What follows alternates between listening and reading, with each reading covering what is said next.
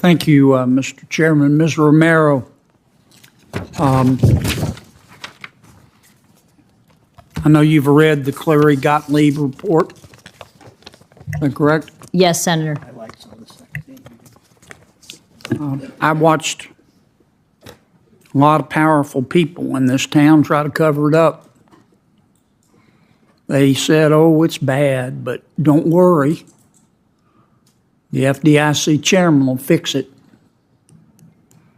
This was the same FDIC chairman who had been at the agency since God was a corporal and under whom all this stuff happened. And fortunately, that point of view didn't prevail. Here's the way I read the report. 97 people at that agency reported 145 separate incidents of sexual assaults. 91 others reported 141 separate incidents of gender or sexuality-based discrimination. 187 people reported 320 separate incidents of verbal abuse. Over 500 people, about 10% of the people at the agency, came forward about discrimination, harassment, mistreatment they faced at the FDIC. Now, I listened to you say all the right words. And you talked about accountability. And you talked about refurbishing the tarnished reputation of the agency. And you talked about listening. And I appreciate all that. But the phrase that got my attention was, send a clear message that this won't be tolerated.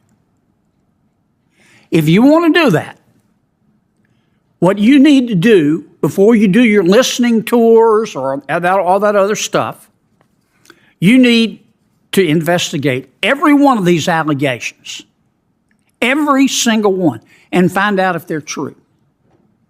And if they are true, then somebody ought to be, the person who's responsible should be fired, should be sued, and or should be prosecuted.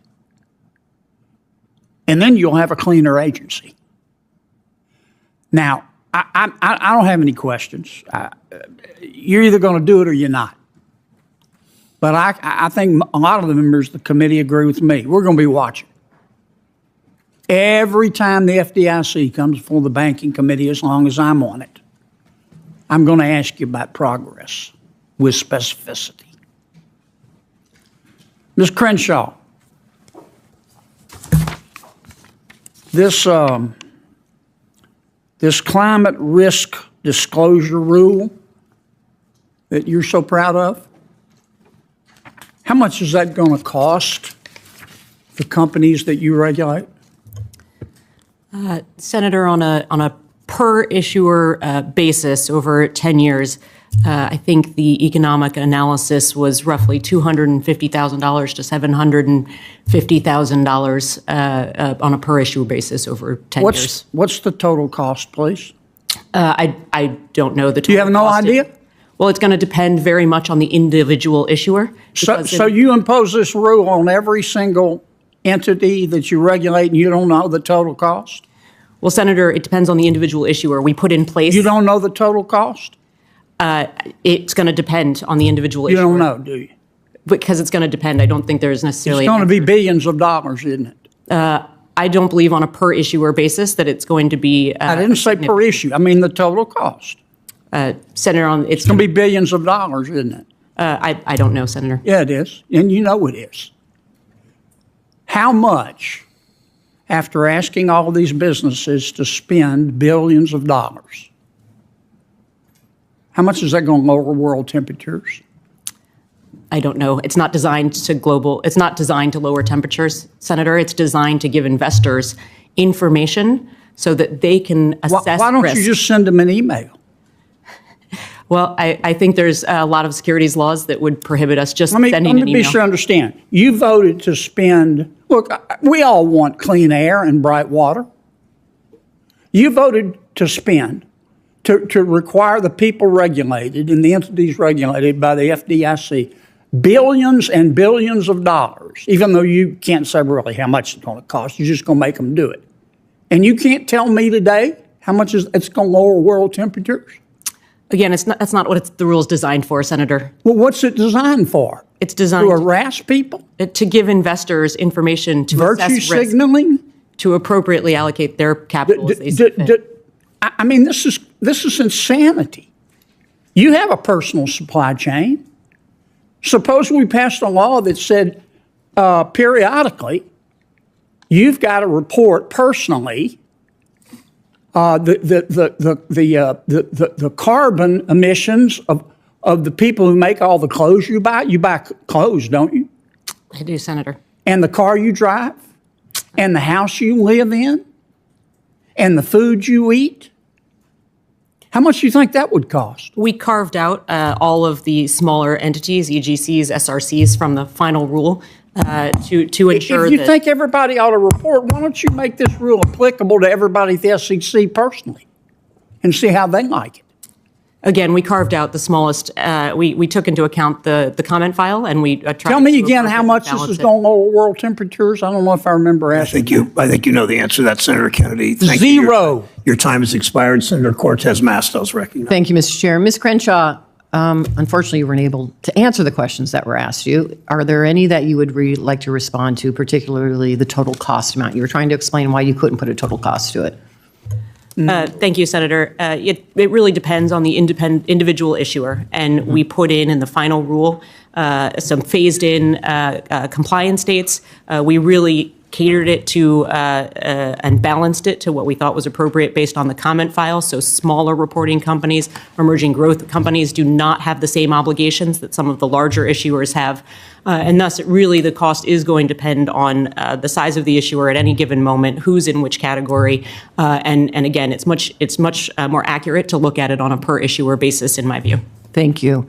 I will say this also about your background, and I appreciate your public service at the FDIC. I also appreciate your military service as a captain in the United States Army Reserve and the Judge Advocate General Corps. Thank you very much. You have been a leader.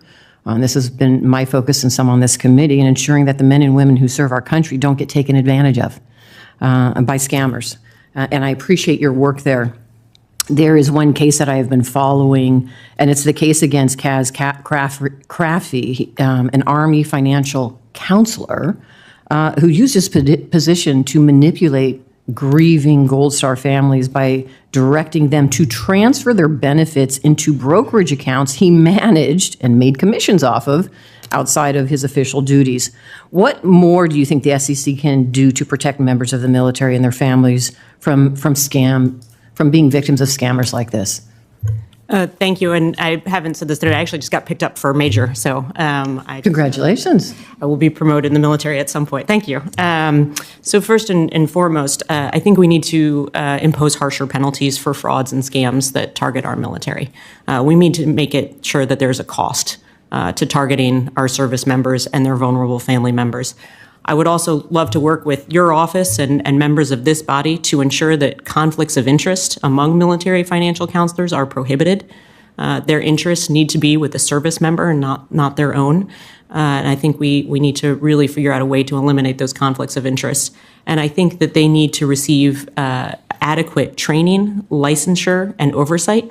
And I think there are ways to think through a centralized body or a way to make sure that that oversight and that accountability is there for financial counselors in the military. Thank you. The more that we can do with our federal agencies to protect our families in the military, I think it's just so crucial. They are always constantly the victims of scammers. So thank you for that. Let me ask Ms. Goldsmith Romero. First of all, there's been a lot of conversation about your previous experience as Inspector General, overseeing the capital investments of more than 700 banks, and you led a staff of 140 people. You did incredible work. Thank you very much. I was Attorney General when you were at SIGTARP. Thank you. During the downturn of the crisis, it was something I took on for the big banks as well. So based on your experience, what can you describe for me the skills that you developed during that time that you will bring to the FDIC? Thank you, Senator, and I really appreciate you working with me as SIGTARP in your position as Senator for the great state of Nevada. So I became an expert in capital and liquidity and the interconnections of our financial institutions that not only will bring down banks that are connected to each other, which we saw, but also have Wall Street be interconnected to Main Street, so we can see how Main Street is hurt when Wall Street gets in trouble. So, there was a lot that I did. I would have to meet constantly with Chair Bear at the FDIC and Secretary Paulson and Secretary Geithner and Chair Ben Bernanke to figure out how do we get in this position. How do we get ourselves so vulnerable, and then what needs to change for that? And some of that went then to Dodd-Frank and the changes that need to be happening. And so I know all of sort of the Dodd-Frank and what needs to be implemented to get our financial system in a position where it's much healthier. Then on inside of banks and doing our investigations and also our auditing of just what banks needed during times of great turmoil. When there was a lot of failed banks happening that we were going into and then determining the causes of the failure, we could see how banks manage risk or didn't manage risk. We could see the difference if there was a culture of risk management or if there wasn't. These are the types of things that are really, really important from a supervisory standpoint and then also just more generally as a financial regulator. Thank you. I know my time is out, so I won't be able to ask the rest of the questions. But let me just say to all of the panelists, thank you. Thank you for your willingness to serve. Congratulations on your nominations. And welcome to all of the family members who are either here or watching on as well. Thank you. Thank you, Senator Cortez Masto. Senator Hagerty's recognized. Thank you, Chairman Brown. Commissioner Crenshaw, I'd like to start with you, please. You are a vocal supporter of including Scope 3 emissions in the SEC's climate disclosure rule. I'd just like you to briefly explain for us your views on these requirements. Thank you, Senator. Again, I think that investors were asking for information, and I think one of the things investors were asking for was a variety of information, and there was a lot of support for Scope 3. At the end of the day, as you know, we did not include it. One of the things that I really think we should have thought about more completely were using models and estimates and assumptions, ways that issuers could provide investors with the information that they were looking for without having to go to the farmers, without having to go upstream or downstream. And I also think we could have really considered a robust safe harbor from liability. That way it would have reduced costs for issuers and provided information to investors. I'm glad to hear you talk about cost right now, but it seemed that when you're responding to Senator Kennedy, you didn't have a good idea about what the costs are, but the cost would be significant. The complexity, obviously, very, very considerable. When it comes to nominations, our job is to endorse or reject the policy positions that you've taken, because we've got to look at your past history as we think about the future. I really find it troubling that you leveraged your office at the SEC to advance these extreme climate positions. I think you've gone way beyond the remit of the SEC, and it's deeply concerning. Not only did you support this climate disclosure rule, but you have argued that it didn't go far enough. And these requirements would crush businesses from manufacturing to energy to agriculture. I've talked to farmers in my state. They talk about, and farmers across the nation, frankly, have talked about how much of a burden this would have imposed on them, disclosing personal information, business information, or go out of business. You talked about wanting to impose cost on scammers. Well, I can tell you, you would impose cost on farmers to the extent you could even put them out of business, and the type of legal liability and exposure that this might be a predicate for. I don't know where you're trying to go with this. This absolutely has no place in my view. This is a very misguided proposal you've supported. Commissioner Goldsmith-Romero, I'd like to come to you. It was reported that in 2016, when you were the Inspector General for TARP and investigating corruption allegations related to Mayor Mike Duggan's Detroit demolition program, that you told state investigators to, quote, go dark and halt that investigation, noting to your staff Mayor Duggan's Obama White House ties and his potential Clinton administration role. Is that true? Did you tell mission investigators in 2016 to slow down their investigation? Absolutely not. That's completely made up. Can I just get this on the record then? Did you tell your staff in 2016 that Mayor Duggan was close with the Obama White House and a potential Hillary Clinton cabinet member or other senior post in the Clinton administration? No, Senator. I'm glad to have that on the record. Thank you. Come back to you, Commissioner Crenshaw. You dissented from the SEC's approval of Grayscale's spot Bitcoin ETF application, despite the fact that a federal court had struck down the SEC's prior disapproval. Do you continue to disagree with the SEC's approval of Bitcoin ETFs? Senator, to approve an ETP, you have to make a public interest finding on each individual one. To the degree that the commission votes, and we have only voted on that one, Senator. And to make that public interest finding, you look at the facts in front of you.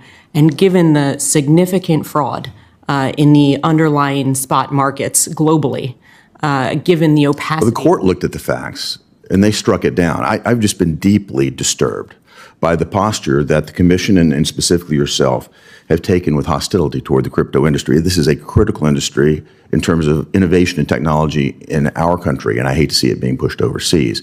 Commissioner Goldsmith-Romero, I'm going to come back to you now. The current FDIC chairman grossly mishandled the auctions of Silicon Valley Bank and Signature Bank, two of the largest bank failures in U.S. history. Where do you think the biggest risks are right now within the banking system?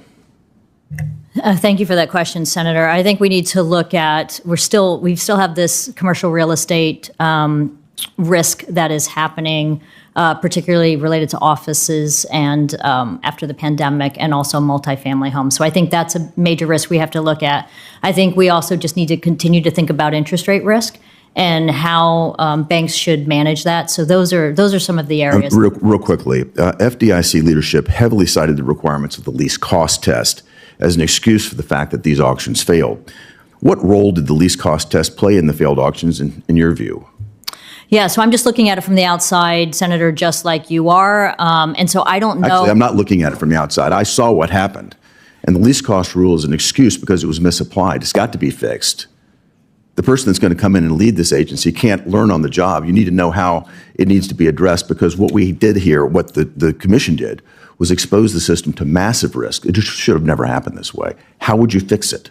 Yeah, so I understand the least cost test. What I was saying from the outside is I can't see sort of specifically how it was applied and how they came up with those numbers. That's something that's been raised by a number of senators and would be one of the top things I would go in to try to dig behind and try to figure out what is going on. I hope that before you're confirmed, you will work with us to come up with an approach to this, because again, you could get the call on day one when you walk in the office that there's another bank failure. We can't let this situation repeat itself. Thank you, Mr. Chairman. Senator Warnock of Georgia is recognized. Thank you so very much, Chair Brown, and thank you to all of the nominees for your commitment to serve. I'd also like to extend a special welcome to Commissioner Kristen Johnson, who hails from the great state of Georgia, where she has served as a law professor at Emory University. Congratulations, Commissioner Johnson, and congratulations to your family. As we've discussed in this committee, systemic and cultural issues have plagued the FDIC in recent years. It's clear that senior leadership of the FDIC turned a blind eye to ongoing discrimination, harassment, and abuse. And they failed to properly reprimand or terminate offenders. Simply, the FDIC failed to institute a culture of accountability, and as a result, employee morale is low, which has deep implications for the mission. Ms. Goldsmith-Romero, thank you for visiting with me yesterday. I enjoyed our conversation in my office to discuss your plans for the FDIC. If you are confirmed as its next chair, I appreciated your candor. The task you face, as you well recognize, is monumental. This is tough work. And the FDIC plays a critical role in ensuring the safety and the soundness of our financial system, and it needs an energized workforce in order to do that. What experience do you have changing organizational cultures, and how do you plan to draw on that experience at the FDIC? Thank you, Senator. I very much enjoyed our conversation in your office and talking through these are tough issues. So I came into SIGTARP, and it was primarily a law enforcement office. It was male dominated. It was special agents who I have a great regard for, and because they put their lives on the line. But I would say sometimes the level of professionalism, the language, and all of that was not at the level that I thought was appropriate, particularly for an IG's office. And so one of the things I came in and did was sort of raise very high this level of respect and this level of professionalism, this level of dignity by which we would treat each other, but also how we would refer to those we were investigating, and anyone that we were coming in contact with. And so that organizational change and being able to do that and bring people along with that, so they didn't fight me on it, but that they actually embraced it and moved in that direction, I think I would bring to the FDIC. And as you expressed yesterday and expressed today, it seemed it was just part of the culture. And people, this is just how it is. Yeah, I think cultures can change. And I think you start with the tone at the top and what's acceptable, and you send clear messages as to what's acceptable and what's not. The Cleary report made 7 recommendations for the FDIC, ranging from protecting victims, improving policies, and holding leadership accountable for inaction. When Chair Grunberg came in front of the Banking Committee in May, he agreed to provide a written update and briefing to my subcommittee on the status of these recommendations. Ms. Goldsmith-Romero, what is your sense of where the FDIC is in implementing these recommendations? Senator, it's hard for me to see on the outside, although I read some of the things that are happening on the website, but I'm very committed to being transparent with you and communicating with you as part of your chair of the subcommittee. Well, yeah, I made it clear to him in no uncertain terms that as chair of consumer protection and financial institutions, I would hold him accountable and would hold anyone in that position accountable for cultural and structural changes needed. And I look forward to supporting your nomination and holding you accountable to turning the FDIC around. Certainly, you bring the kind of experience that we need at just this particular moment. Since I've got a little bit more time, a common theme in the postmortems of the bank failures last spring was that there was a brain drain at the FDIC that led to a lack of seasoned and competent bank examiners, which helped prevent issues from being caught early. At the time, this was attributed to low pay and difficult working conditions. We now know that the FDIC failed to protect junior employees, particularly women and people of color, from harassment and retaliation, and failed to punish the wrongdoers. How will you ensure examiners feel empowered while also working to recruit, to retain, and support examiners, specifically examiners who are women and people of color? Thank you for that, Senator. So first, we got to make sure that they feel safe. We got to make sure there's a good process that they trust, that they can raise these complaints. And then we have to empower examiners in other ways that allow them to be nimble, that allow them to use their judgment and their expertise and experience. And I do want to be able to recruit to deal with this issue of the workforce and how long some of them been, and we need to bring more in.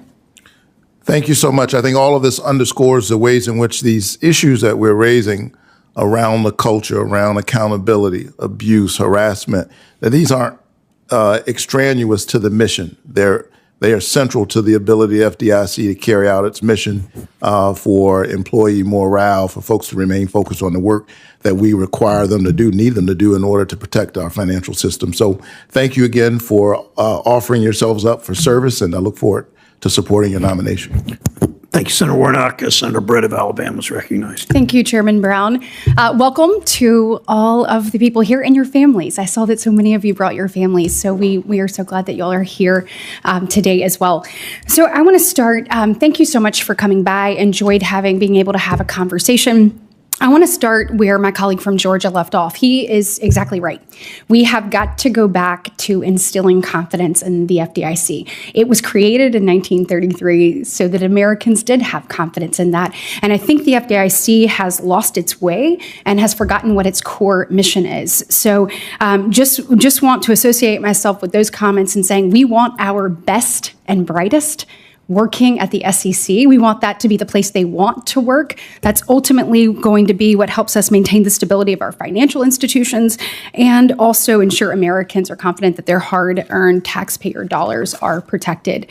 So, Mrs. Goldsmith-Romero, We discussed yesterday, I am incredibly concerned, obviously, that as the FDIC has strayed from its primary core purpose and mission, it's become an agency that is overly involved in controversial rulemaking and has become politicized in many ways in its decision-making process rather than actually following that core mission. And on that, I wanted to get your thoughts on if we see another failure like we saw last year. Let's say a bank similar in scale to SVB were to fail, how would you approach that resolution process? Thank you, Senator. I very much enjoyed our conversation in your office and appreciate your commitment to making sure that the FDIC thrives in its mission. So I dealt with a lot of failed banks while at SIGTARP, and these things happen fast. So I think the first thing you need to do is to ensure that the FDIC is looking at pockets of risk in a very proactive way, data analytics way, and that we also understand connections, and then we figure out what needs to happen. First thing you need to do is sort of figure out what you're going to do with the bank in terms of a resolution. When you walk in, is there going to be an auction? Is that just going to be wound down? How do you keep deposits? Yeah, and on the auction, let's say there's going to be an auction. Would you allow an open bidding process where all banks can, or financial institutions can be a part of that? I think we'd want to bring all the bidders in to try to get the best result. All interested parties should have that opportunity. And in what circumstance would you decide to liquidate, rather than auction off the bank, private sector? It's tough. It's tough in terms of liquidation. You want to make sure that the deposits are safe. That's sort of the number one thing with the deposit insurance fund. You also want to look at those assets and say if there's going to be a loss to the deposit insurance fund, you want to see if there's assets to sell. So sometimes, though, there's going to be a liquidation. Well, let's say that it is a bidding process, how do you decide which offer to accept? Well, I think we have to follow the least cost test, which is laid out by Congress, and then we'd follow all the standards that are in that, and we'd follow all the rules. So under that scenario, would you commit to accepting the highest bidder, the highest bidder that comes to you? Yeah, I think you'd have to go into the very specifics. I think that's what you're looking for, right? You're looking for the highest bidder because you want the least cost to the deposit insurance fund. Yeah, absolutely. That's the objective here. The objective is not about playing politics. It's not about whether or not we want a big bank to get bigger or whether we want someone in this market. It is what is best for the American people. It is to ensure that, we don't want to have to dip into the diff at $20 billion. I mean, to me, Chair Gruenberg did a poor job and chose to play politics, and the American people paid the price. And it is your job not only, or his job, not only as, the secondary supervisor, but also in his role at the FDIC to ensure that these things don't happen. And when they do, though, it's not time to take a look and figure out what people on this committee may want you to do. You have to do what is best for the American people. So I'm glad to hear you say that you will do that as well. In taking a step back, obviously there was poor internal risk management, and regulators clearly failed to do their job before the banks failed. There were numerous red flags that were missed. We've talked about that over and over again. Would you characterize, though, what happened as a capital or a liquidity issue with SVB? I think it's a failure in risk management, then a failure in supervision. And then what, capital or liquidity? So I think the issue of liquidity becomes really important when a bank is going down because short-term liquidity dries up so fast, and so then they can't continue. And then when you couple that with the bank runs, that's where you get into trouble. Okay, and last I have a few, I think it was most definitely liquidity, but a couple of, lastly, do you think that 2155, the long-term debt proposal that is before you currently or before FDIC currently, that it is properly adhering to the tailoring requirements in 2155? Thank you, Senator. I've seen your letter, which is pretty complex, and and I'm still looking at the long-term debt proposal, and I want to look at the comments. Okay, and that's fair. Let me ask you this then. Sure. Do you agree, Chair Powell mentioned earlier this week that 2155 applies to all rulemaking out of your agency? Do you agree? 100%. It's the law of the land. Thank you. Senator Butler from California is recognized. Thank you, Chairman Brown. I want to join my colleagues in just congratulating all of you for being nominated, celebrating your families